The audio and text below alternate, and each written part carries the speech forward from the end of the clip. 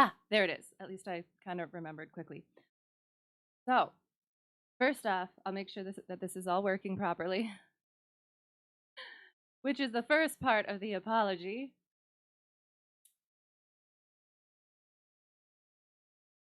Yes, the apology is twofold. The first one is, yeah, this is going. The first part is last stream was a technical disaster. Why isn't the video working on this? I transitioned, right? Did I? The audio is coming through, but it says, again, this is the apology. I'm having technical difficulties. I had technical difficulties last stream, but here it is. Okay, it is working. It is. Okay, we're good. The first part of the apology. Last stream was a technical difficulty, technical disaster. And I'm working on getting back into this and figuring all these things out, which brings me to the second part of my apology. I got a chat last time that I didn't return to. It was a YouTube clip, or yeah, a YouTube video. And I admit that I thought that it might be somebody just promoting their channel. But I should have recognized the URL because it was a Rickroll, and I love Rickrolls.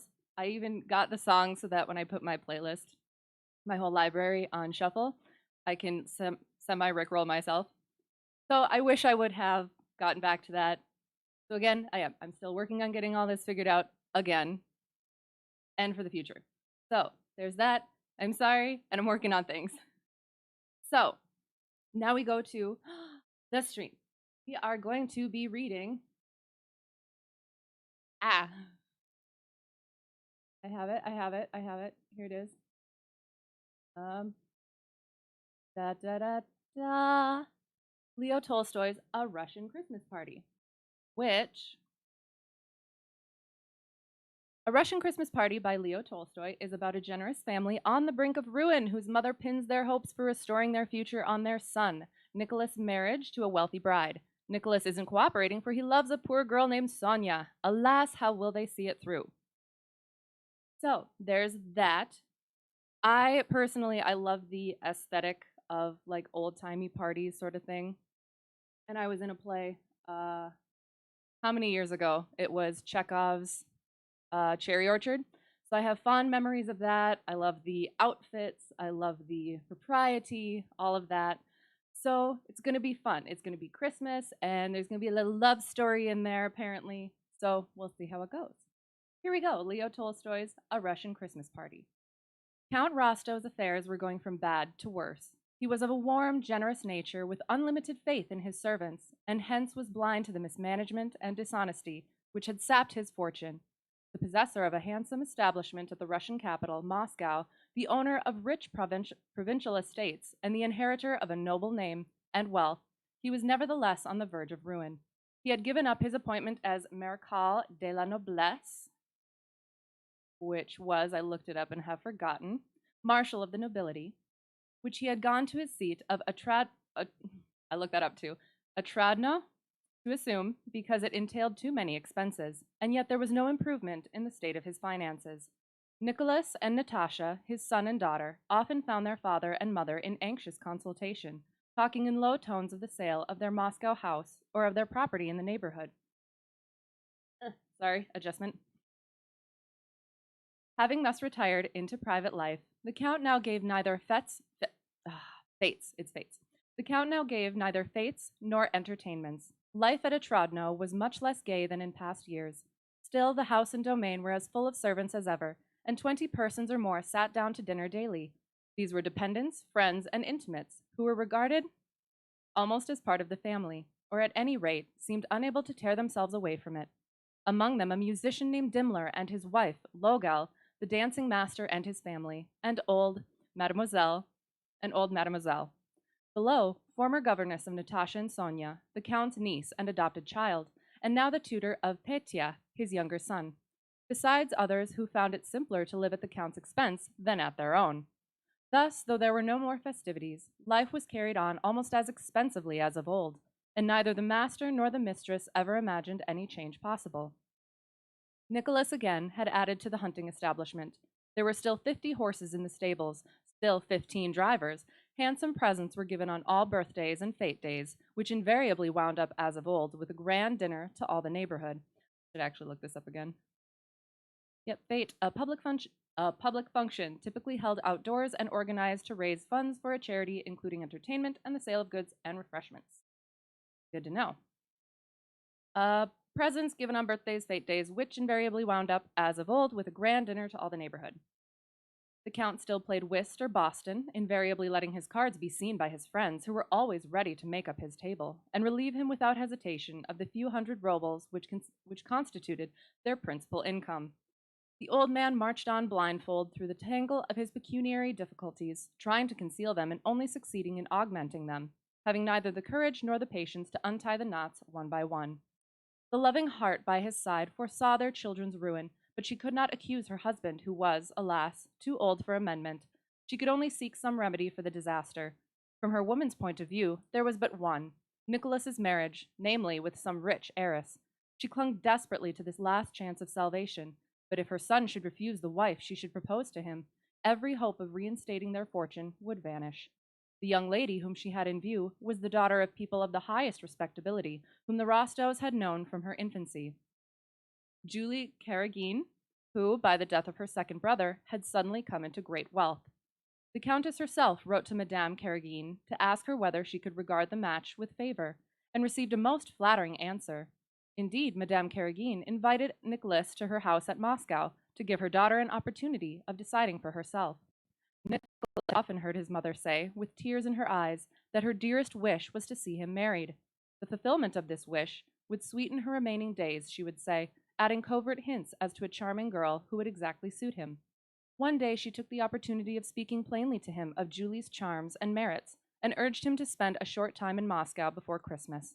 Nicholas, who had no difficulty in guessing what she was aiming at, persuaded her to be explicit on the matter, and she owned frankly that her hope was to see their sinking fortunes restored by his marriage with her dear Julie. Then, mother, if I loved a penniless girl, you would desire me to sacrifice my feelings and my honor, to marry solely for money. Nay, nay, you have misunderstood me, she said, not knowing how to excuse her mercenary hopes. I wish only for your happiness. And then, conscious that this was not her sole aim, and that she was not perfectly honest, she burst into tears. Do not cry, mamma. You have only to say that you really and truly desire it, and you know I would give my life to see you happy, that I would sacrifice everything, even my feelings. But this was not his mother's notion. She asked no sacrifice. She would have none. She would sooner have sacrificed herself if it had been possible. Say no more about it. You do not understand, she said, drying away her tears. How could she think of such a marriage, thought Nicholas. Does she think that because Sonia is poor I do not love her, and yet I should be 1,000 times happier with her than with a doll like Julie? He stayed in the country, and his mother did not revert to the subject. Still, as she saw the growing intimacy between Nicholas and Sonia, she could not help worrying Sonia about every little thing, and speaking to her with colder formality. Sometimes she reproached herself for these continual pinpricks of annoyance, and was quite vexed with the poor girl for submitting to them with such wonderful humility and sweetness, for taking every opportunity of showing her devoted gratitude, and for loving Nicholas with a faithful and disinterested affection which commanded her admiration. Just about this time, a letter came from Prince Andrei, dated from Rome, whither he had gone to pass the year of probation demanded by his father as a condition to giving consent to his son's marriage with the Countess Natasha. It was the fourth the prince had written since his departure. He ought long since to have been on his way home, he said, but the heat of the summer had caused the wound he had received at Austerlitz to reopen, and this compelled him to postpone his return till early in January. Natasha, though she was so much in love that her very passion for Prince Andrei, I'll probably switch between pronunciations, had made her daydreams happy, had hitherto been open to all the bright influences of her young life. But now, after nearly 4 months of parting, she fell into a state of extreme melancholy, and gave way to it completely. She bewailed her hard fate. She bewailed the time that was slipping away and lost to her, while her heart ached with the dull craving to love and be loved. Nicholas, too, had nearly spent his leave from his regiment, and the anticipation of his departure added gloom to the saddened household.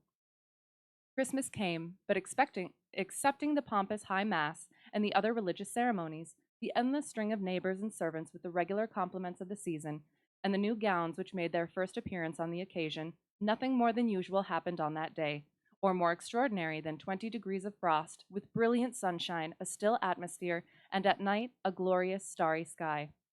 After dinner, on the third day of Christmastide, when everyone had settled into his own corner once more, ennui reigned supreme throughout the house.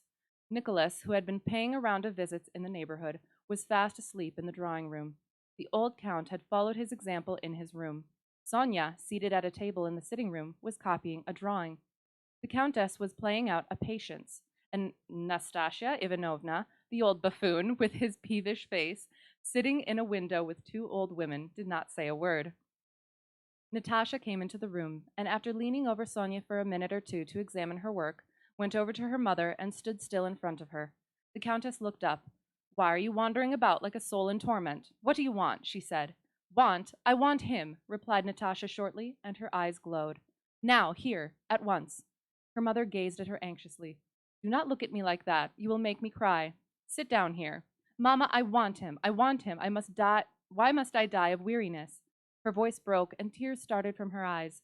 She hastily quitted the drawing room and went to the housekeeper's room, where an old servant was scolding one of the girls who had just come in breathless from out of doors. "There is a time for all things," growled the old woman. "You have had time enough for play." "Oh, leave her in peace, hang on, Kondratievna. Oh, leave her in peace, Kondratievna," said Natasha. "Run away, Mavrucha, go." Pursuing her wandering, Natasha went into the hall. An old man-servant was playing cards with two of the boys. Her entrance stopped their game, and they rose. "What am I to say to these?" thought she. "Nikita, would you please go— what on earth can I ask for? Go and find me a cock, and you, Misha, a handful of corn." "A handful of corn?" said Misha, laughing. Go at once," said the old man. "And you, Fedor, can you give me a piece of chalk?" Then she went on to the servants' hall and ordered the samovar, a highly decorated tea urn used in Russia. Very cool. Samovar. Samovar. To be got ready, though it was not yet tea time. She wanted to try her power over Foka, the old butler, the most morose and disobliging of all the servants.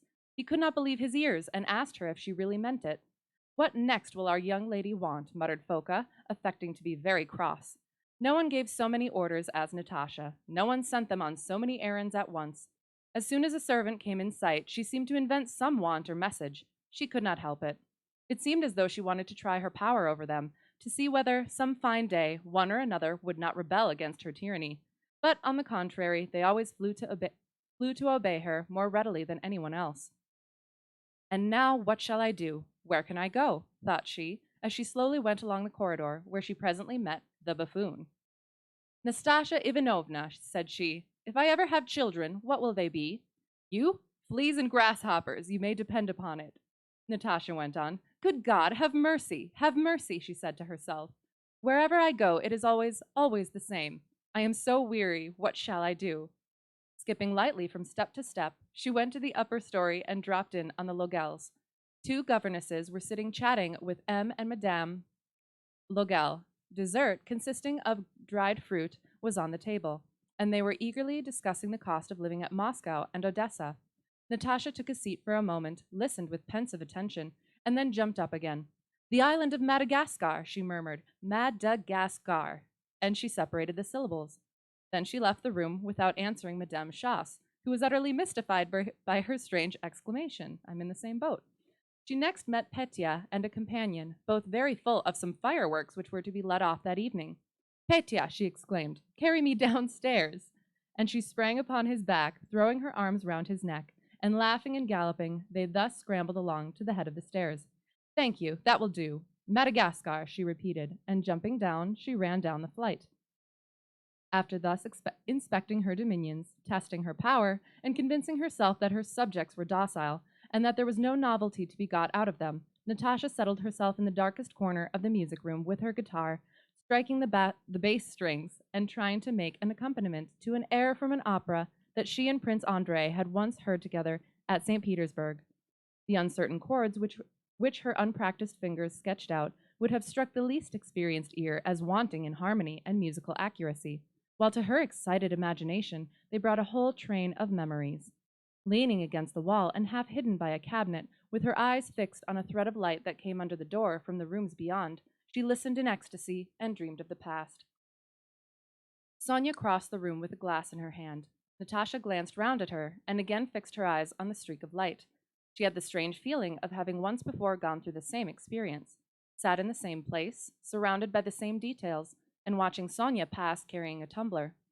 Yes, it was exactly the same, she thought. Sonia, what is this tune? She said, playing a few notes. What, are you there? Said Sonia, startled. I do not know, she said, coming closer to listen, unless it is from La Tempête. La Tempête? Translate. Storm. Ah, yes, of course. The Tempest. Unless it is from La Tempête. But she spoke doubtfully. It was exactly so, thought Natasha. She started as she came forward, smiling so gently, and I thought then, as I think now, that there is something in her which is quite lacking in me. No, she said aloud, you are quite out. It is the chorus from the Porteur d'eau. Sorry. Something of water.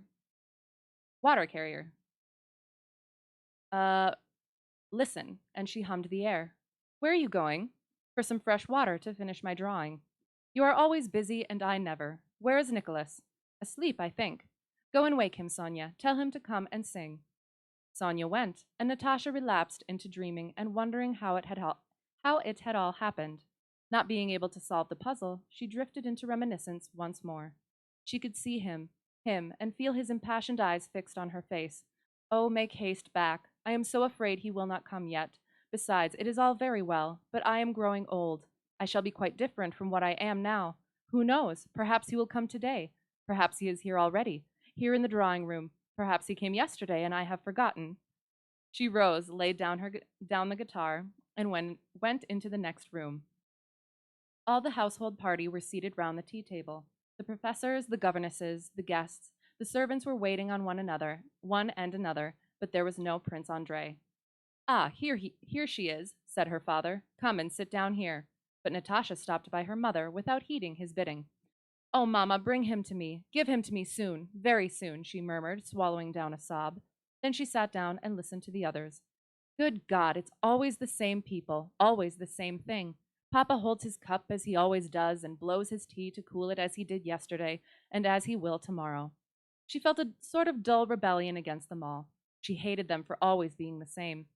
After tea, Sonia, Natasha, and Nicholas huddled together in their favorite snug corner of the drawing room. That was where they talked freely to each other. Do you ever feel, Natasha asked her brother, as if there was nothing left to look forward to? As if you had had all your share of happiness and were not so much weary as utterly dull? Of course I have.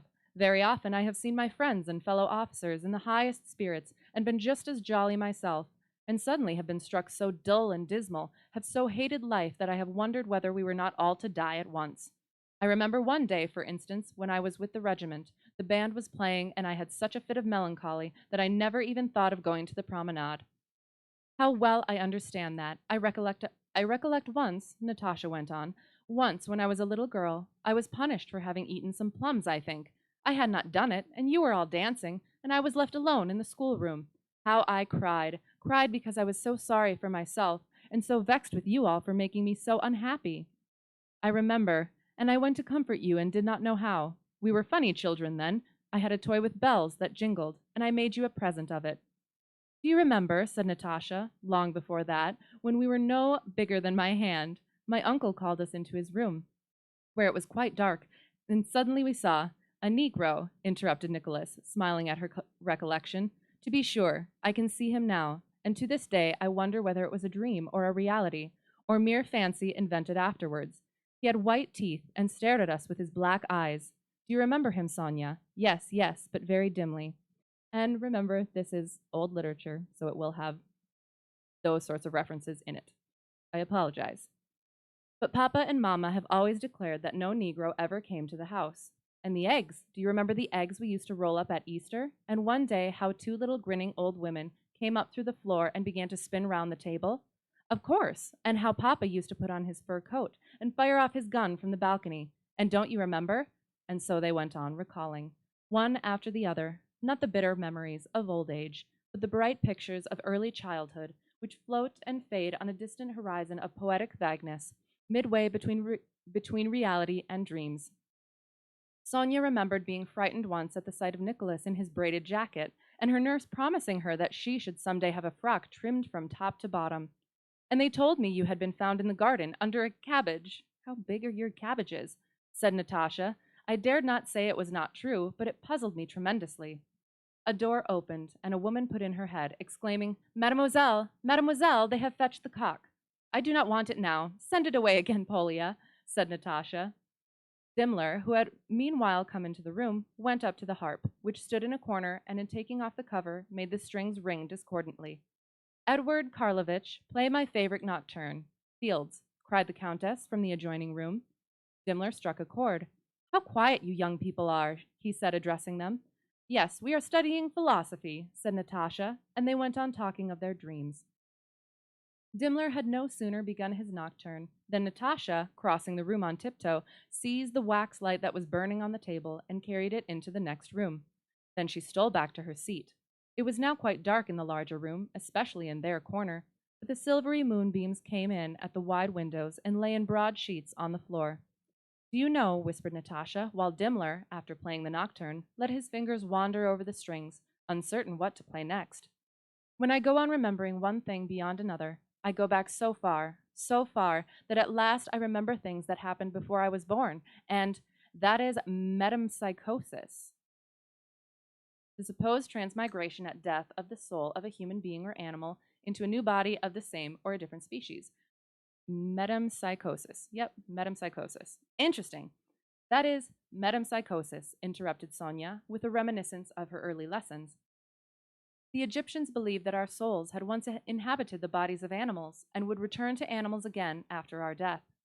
I do not believe that, said Natasha, still in a low voice, though the music had ceased. But I am quite sure that we were angels once, somewhere there beyond, or perhaps even here, and that is the reason we remember a previous existence.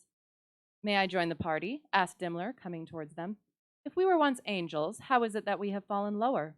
Lower? Who says that it is lower? Who knows what I was? Natasha retorted with full conviction. Since the soul is immortal, and I am to live forever in the future, I must have existed in the past, so I have eternity behind me too. Yes, but it is very difficult to conceive of that eternity, said Dimmler, whose ironical smile had died away. Why? Asked Natasha. After today comes tomorrow, and then the day after, and so on forever. Yesterday has been, tomorrow will be. Natasha, now it is your turn. Sing me something, said her mother. What are you doing in that corner like a party of conspirators? I am not at all in the humor, mamma, said she. Nevertheless, she rose. Nicholas sat down to the piano, and standing, as usual, in the middle of the room, where the voice sounded best, she sang her mother's favorite ballad. Though she had said she was not in the humor, it was long since Natasha had sung so well as she did that evening, and long before she sang so well again. Her father, who was talking over business with Mitenka in his room, hurriedly gave him some final instructions as soon as he heard the first note, as a schoolboy scrambles through his tasks to get to his play. But as the steward did not go, he sat in silence, listening, while Mitenka, too, standing in his presence, listened with evident satisfaction. Nicholas did not take his eyes off his sister's face, and only breathed when she took breath. Sonia was under the spell of that exquisite voice, and thinking of the gulf of difference that lay between her and her friend, full conscious that she could never exercise such fascination. The old countess had paused in her patience. A sad, fond smile played on her lips. Her eyes were full of tears, and she shook her head, remembering her own youth, looking forward to her daughter's future, and reflecting on her strange prospects of marriage. Dimmler, sitting by her side, listened with rapture, his eyes half closed. She really has a marvelous gift, he exclaimed. She has nothing to learn, such power, such sweetness, such roundness. And how much I fear for her happiness, replied the countess, who in her mother's heart could feel the flame that must some day be fatal to her child's peace. Natasha was still singing when Petya dashed noisily into the room to announce, in triumphant tones, that a party of mummers had come. Idiot! exclaimed Natasha, stopping short and dropping into a chair. She began to sob so violently that it was some time before she could recover herself. It is nothing, mamma, really nothing at all, she declared, trying to smile. Only Petya frightened me, nothing more. And her tears flowed afresh. All the servants had dressed up, some as bears, Turks, tavern keepers, or fine ladies, others as mongrel monsters, bringing with them the chill of the night outside. They did not at first venture any farther than the hall. By degrees, however, they took courage, pushing each other forward for self-protection. They all soon came into the music room. Once there, their shyness thawed. They became expansively merry, and singing, dancing, and sports were soon the order of the day. The Countess, after looking at them and identifying them all, went back into the sitting room, leaving her husband, whose jovial face encouraged them to enjoy themselves. The young people had all vanished, but half an hour later, an old marquis with patches appeared on the scene. I remember there was a difference between marquis and marquise, the wife or widow of a marquis. Yeah, last time that I looked at it when I was reading Count of Monte Cristo, the female one was marquis and the male one was marquise, but this one looks like it's different. So marquise or marquise? Marquise. With patches appeared on the scene, none other than Nicholas, Petya as a Turk, a clown, Dimmler, a hussar, a huzzah, a soldier in a light cavalry regiment which had adopted a dress uniform modeled on that of the Hungarian hussars, Natasha, and a Circassian, relating to or denoting a group of mainly Sunni Muslim peoples of the northwestern Caucasus. Sonia. Hang on. Petya as a Turk, a clown, Dimmler, a Huzzah, Natasha, and a Circassian, Sonia. Okay. Both the girls had blackened their eyebrows and given themselves mustaches with burned cork.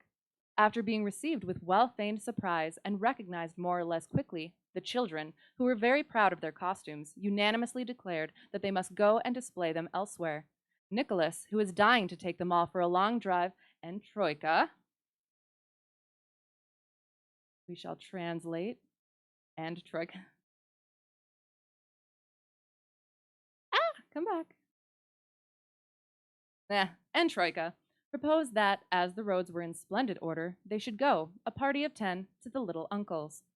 You will disturb the old man, and that will be all, said the Countess. Why, he has not even room for you all to get into the house. If you must go out, you had better go to the Melucos. Madame Meluco was a widow living in the neighborhood. Her house, full of children of all ages, with tutors and governesses, was distant only 4 verstas from Otradno. A capital idea, my dear, cried the Count, enchanted. I will dress up in costume and go too. I will wake them up, I warrant you. But this did not at all meet his wife's views. Perfect madness. For him to go out with his gouty feet in such cold weather was sheer folly. The Count gave way, and Madame Schoss volunteered to chaperone the girls.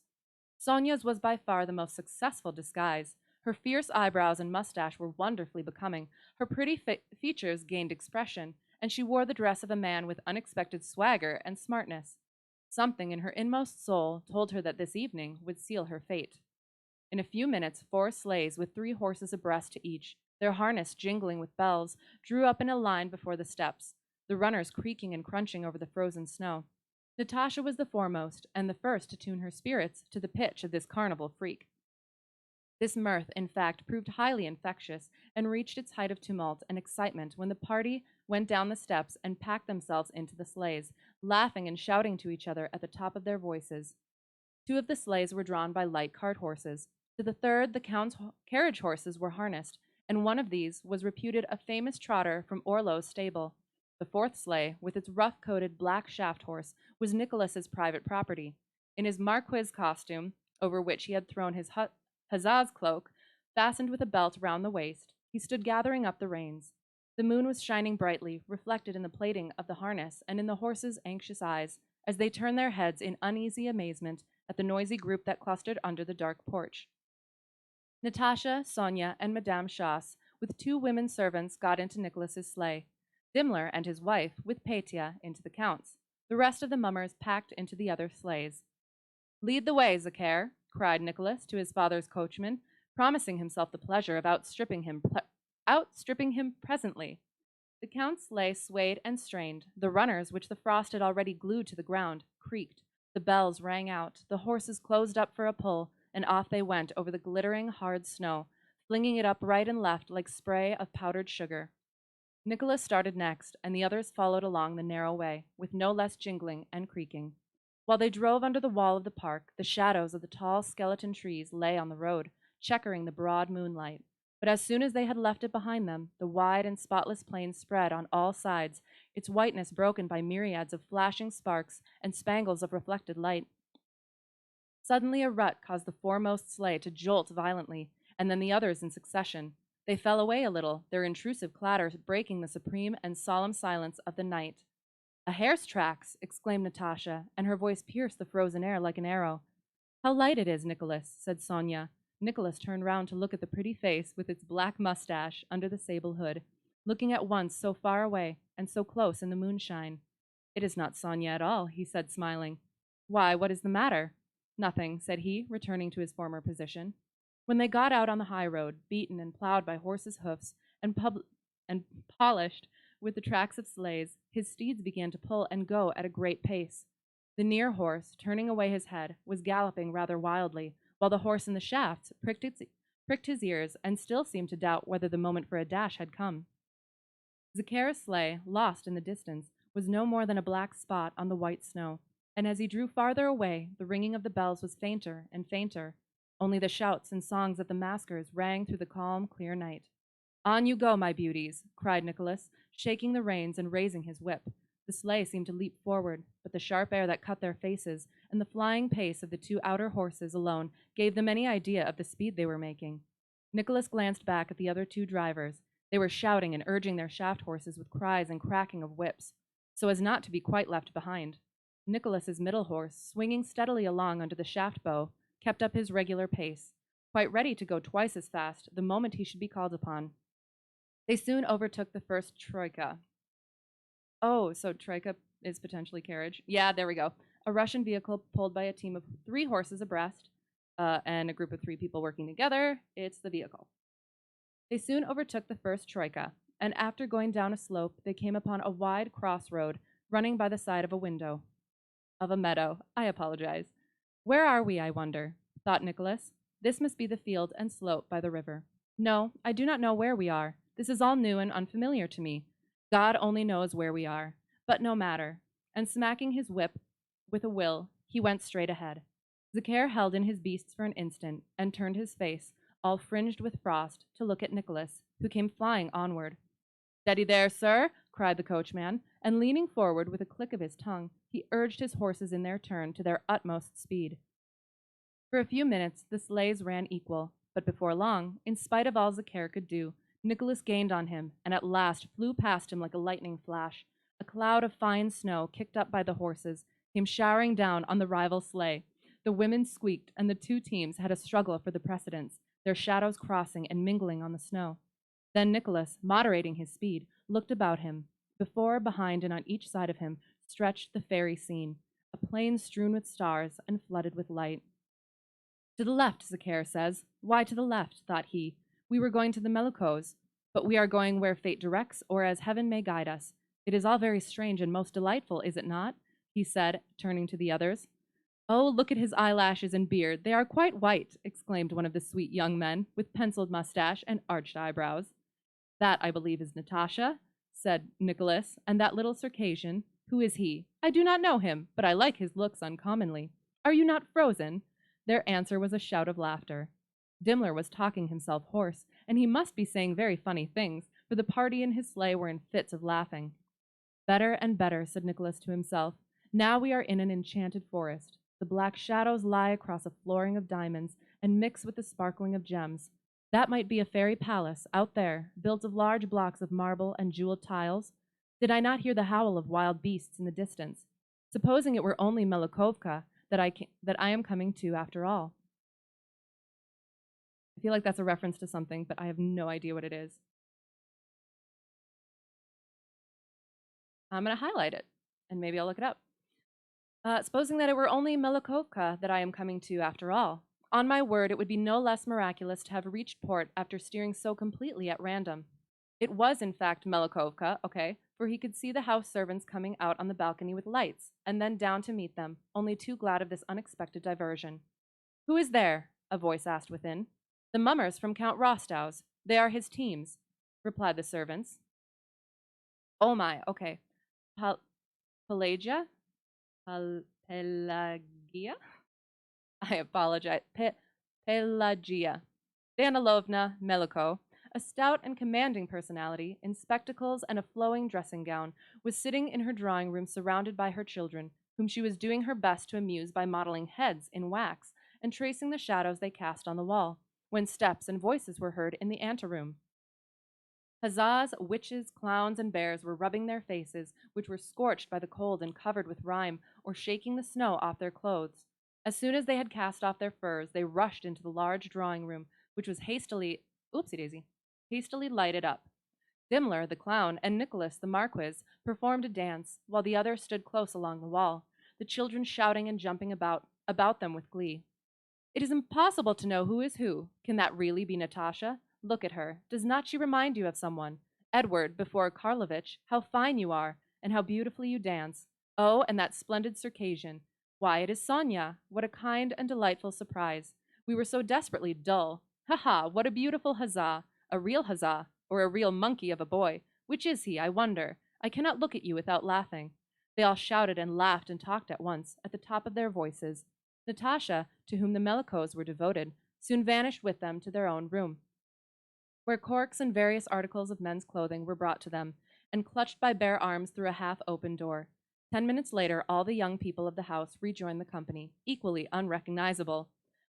Pelagia, we're just going to say it's Pelagia, Danilovna, going and coming among them all, with her spectacles on her nose and a quiet smile, had seats arranged and a supper laid out for the visitors, masters and servants alike. She looked straight in the face of each in turn, recognizing no one of the motley crew, neither the Rostos, nor Dimmler, nor even her own children, nor any of the clothes they figured in. That one, who is she? She asked the governess, stopping a Kazan Tartar, who was her daughter. One of the Rostows, is it not? And you, gallant huzzah, what regiment do you belong to? She went on, addressing Natasha. Give some pastilla?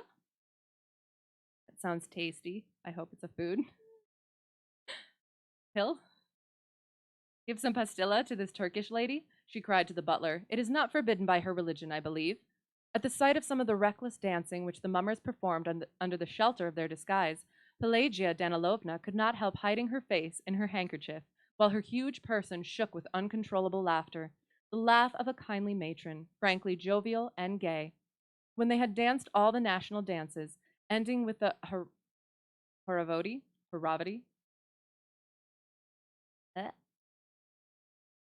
no idea. She placed every one, both masters and servants, in a large circle, holding a cord with a ring and a robel, and for a while they played games. An hour after, when the finery was the worse for wear, and heat and laughter had removed much of the charcoal, Pelagia Danilovna could recognize them, compliment the girls on the success of their disguise, and thank the whole party for the amusement they had given her. Supper was served for the company in the drawing room, and for the servants in the large dining room. You should try your fortune in the bathroom over there. That is enough to frighten you, said an old maid who lived with the Melikos. Why, said the eldest girl. Oh, you would never dare to do it. You must be very brave. Well, I will go, said Sonia. Tell us what happened to that young girl, you know, said the youngest Meliko. Once a young girl went to the bath, taking with her a cock and 2 plates with knives and forks, which is what you must do, and she waited. Suddenly, she heard horses' bells. Someone was coming. He stopped, came upstairs, and she saw an officer walk into the room, a real live officer, at least so he seemed, who sat down opposite to her where the second cover was laid. I have no idea what's going on. Oh, how horrible, exclaimed Natasha, wide-eyed. And he spoke to her. Really spoke?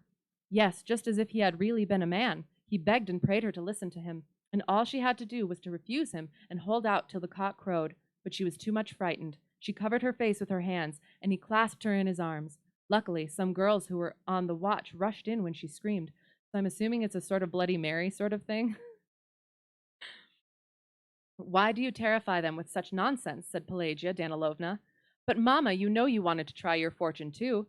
And if you try your fortune in a barn, what do you do? Asked Sonia. That is quite simple. You must go to the barn, now, for instance, and listen. If you hear thrashing, it is for ill luck.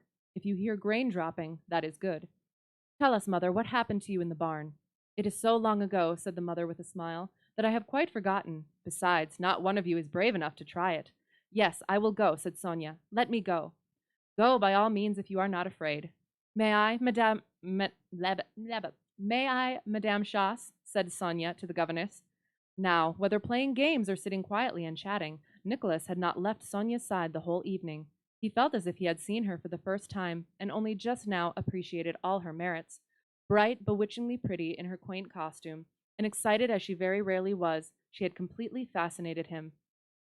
What a simpleton I must have been, thought he, responding in thought to those sparkling eyes and that triumphant smile which had revealed to him a little dimple at the tip of her mustache that he had never observed before.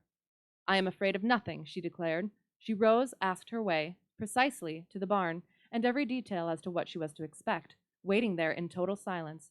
Then she threw a fur cloak over her shoulders, glanced at Nicholas, and went on.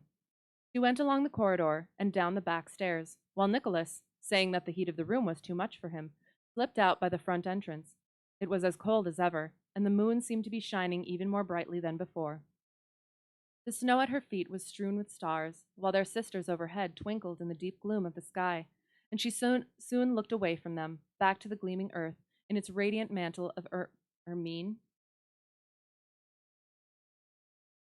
Ermine. Ermine? Ermine. Yes, ermine.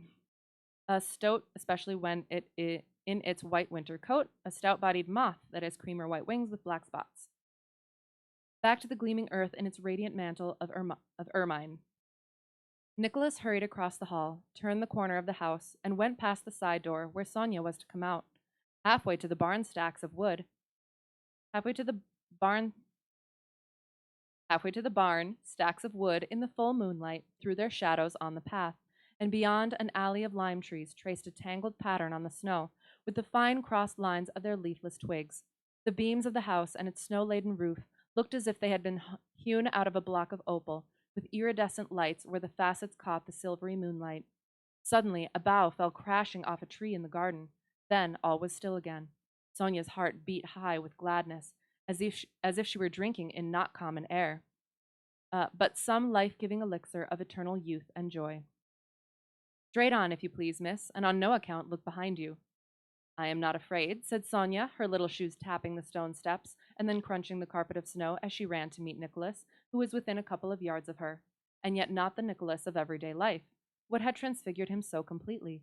Was it his woman's costume with frizzed-out hair, or was it that radiant smile which he so rarely wore, and which at this moment illumined his face?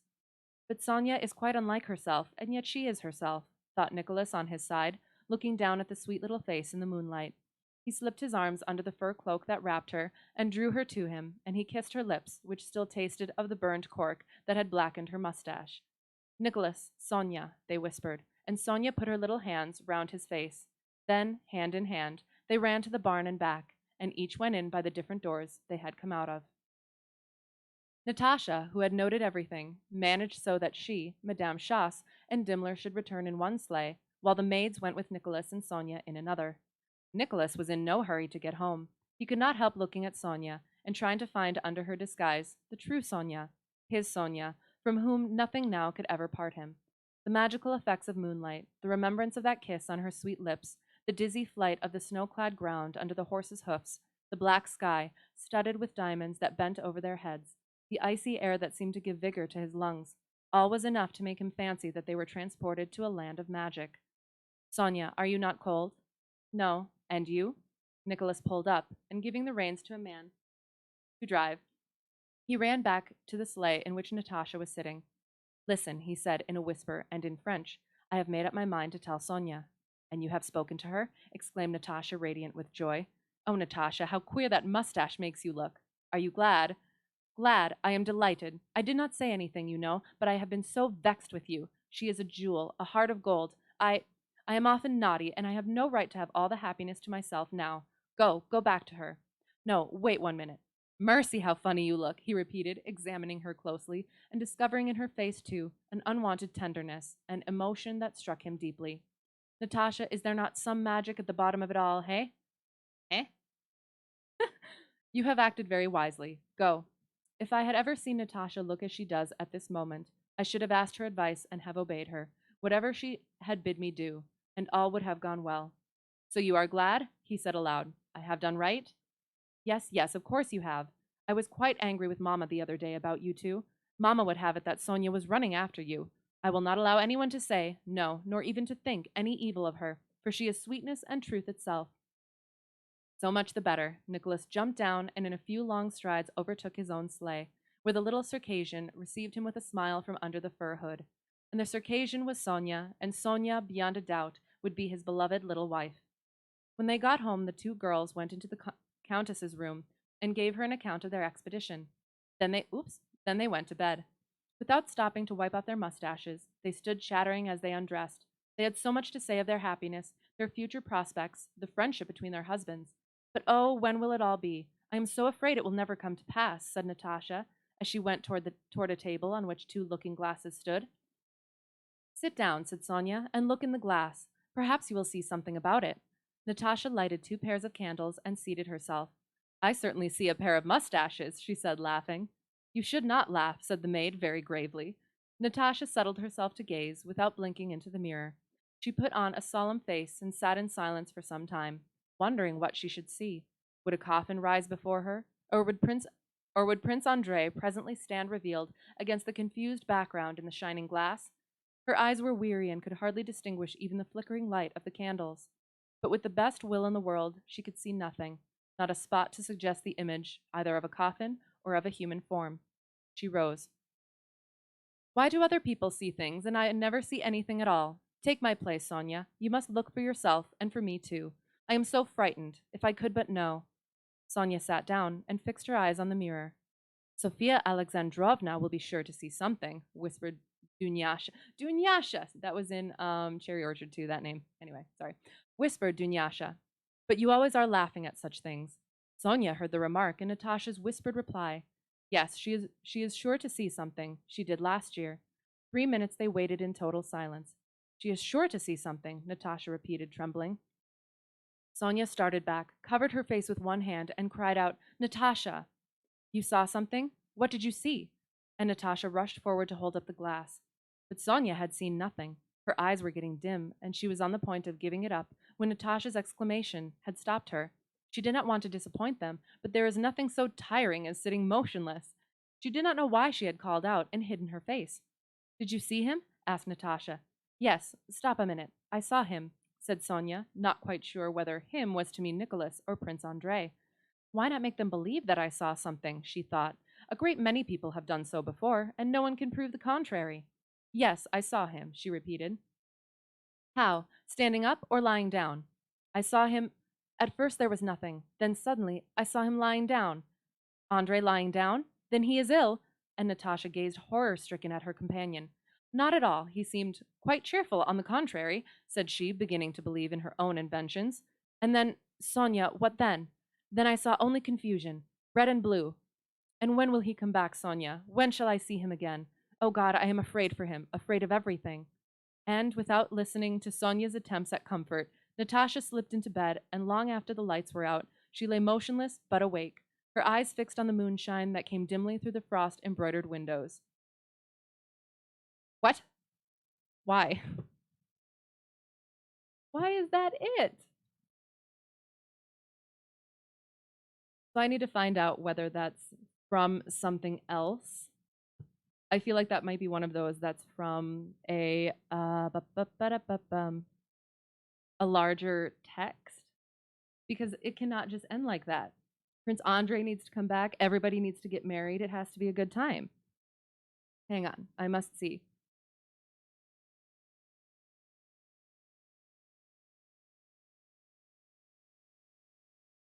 I very much enjoyed it though. The here we go. Here we go. Da da da da da da.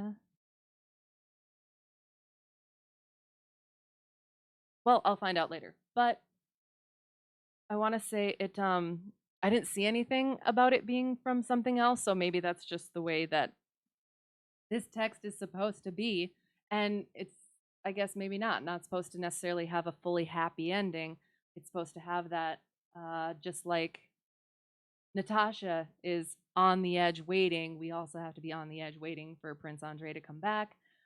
Sonia's and Nicholas's prospects seem very good, kind of, but yet it doesn't. Yeah, it is. It's that unknown that you don't know whether the family is going to survive because of the financial difficulties, And yeah, so it wasn't an entirely happy, joyful, happy ending Christmas story, but I adored the imagery, especially on the ride with the sleighs and the fairy lights and diamonds in the sky and on the snow.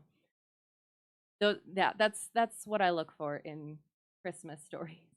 I don't necessarily need it to be full on happy ending. And some of it is,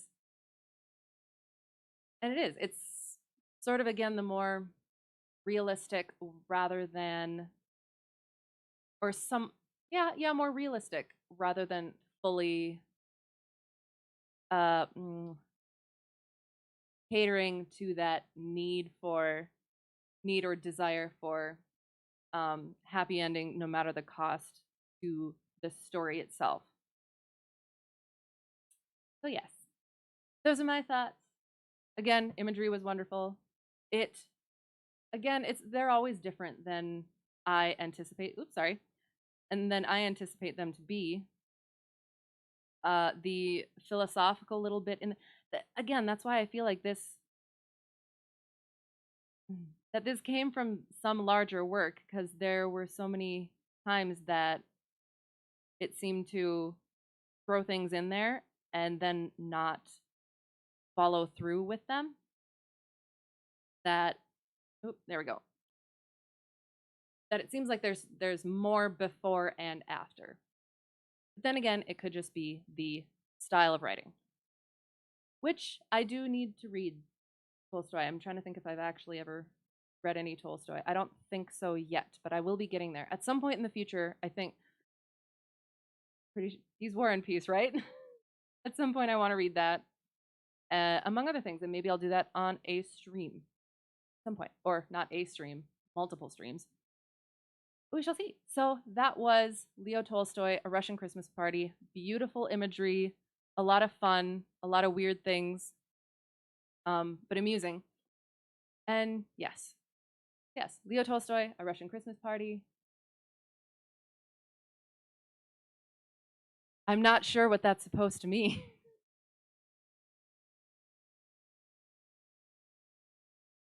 but all right. Um, so I'm not sure I'll be able to stream until at least next week. Yeah, but next time will be the watch over for Christmas game that I started last time and was a failure at, but we'll try again and hopefully do better. And oh, where's my thing? I don't know what that means either. I'm sorry.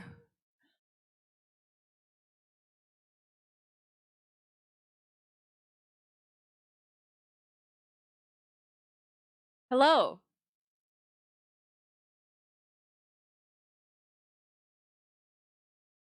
See, like last time where I thought somebody was trolling me. I think this time you're also trolling me, but that's okay. Maybe. Yes, no. I don't. I don't understand it. I'm amused, but I don't understand. Um yes. The next time will be Watch Over Christmas escape game that I'll probably fail again at. I'm very upset because I was hoping to do Christmas movies as well. Not that there's that many that I can do because they're in the public domain, but I wanted to do that. There's so many more stories that I wanted to read and potentially games that I wanted to play, but time has been tight this year and this season. So we'll do what we can. And I will thank you for watching. Thanks for whatever those mean, I guess, potentially. Um, and I'll have a good whatever it's going to be for you and hope to see you again soon. Whoever found this, got lost, and found their way here. So, again, thanks for watching. And yeah, okay, bye.